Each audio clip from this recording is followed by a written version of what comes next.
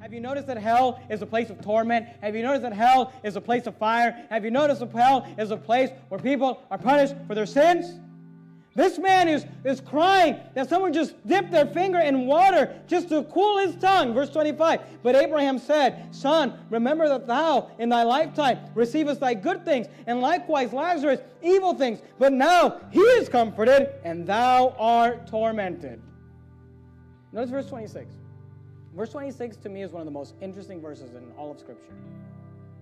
He said, and beside all this, between us and you, there is a great gulf fixed.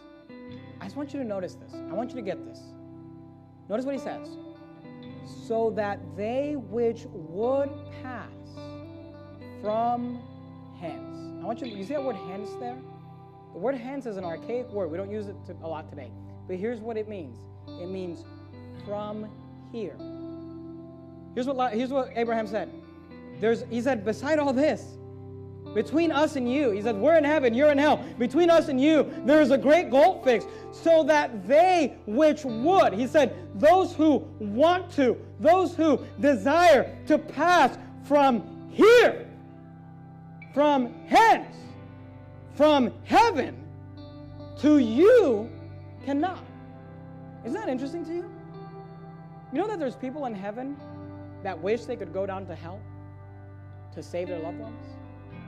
See, I preached this morning on soul winning, and some of you said, Pastor, that motivated me. That's going to get me out soul winning. And some of you went, oh, he's rattling his cage about soul winning again. He's always doing that. I'm not going to go. I don't really care. You know what? You may not be motivated to go soul winning right now, but you know when you'll be super motivated? When you can't do it anymore in heaven.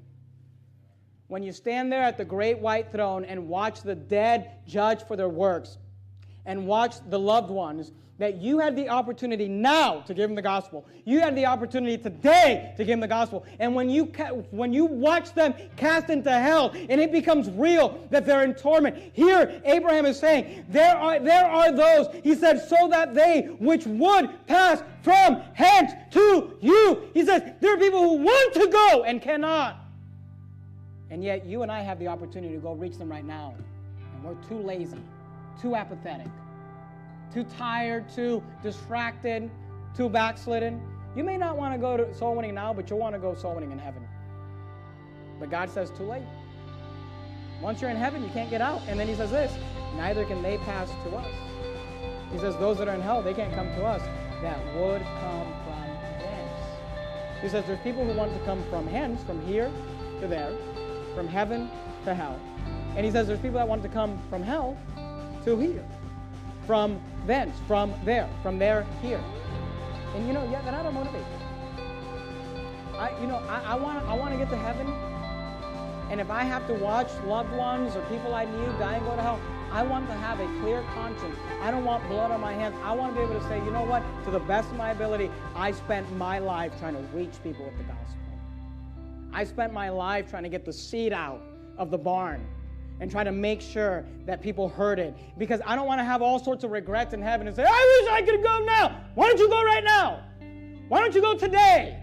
Why don't you just decide, I'm going to be there on Thursday. I'm going to be there on Friday. I'm going to be there on Saturday. I'm going to become a soul winner. I'm going to learn the verses. Why? Because in heaven, there's all sorts of people that wish they could do it now.